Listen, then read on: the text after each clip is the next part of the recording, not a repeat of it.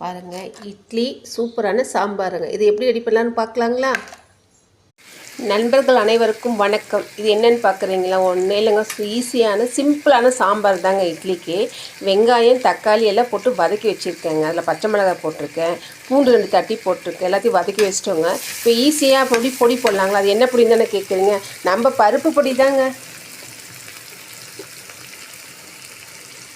பாருங்கள், பருப்பு பொடி. நம்ம பருப்பு பொடி போட்டு நல்லா கிளறி விட்டுக்கோங்க. கிளறி விட்டுட்டு தண்ணி ஊற்றிக்கோங்க.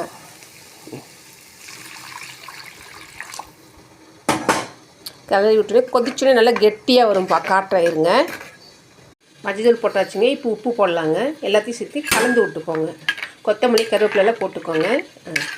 இது கெட்டியாகட்டுங்க. பாருங்கள், கொதிச்சிட்ருக்கு. இப்போ நம்ம ஸ்டவ்வை ஆஃப் பண்ணிடலாங்க. உங்களுக்கு பார்த்தீங்கன்னு வச்சுக்கோங்களேன், இது 10 மினிட்ஸில் ரெடி ஆகிடுங்க. நம்ம கடலமா சாம்பார் வைப்போம் இல்லைங்களா, அதே மெத்தட் தாங்க. இது ஈஸியாக இருக்கும். நீங்கள் அதுக்கு பதிலாக இந்த பருப்பு பொடி சாம்பார் வச்சுக்கலாங்க. ரொம்ப நல்லா இருக்குங்க இட்லிக்கு.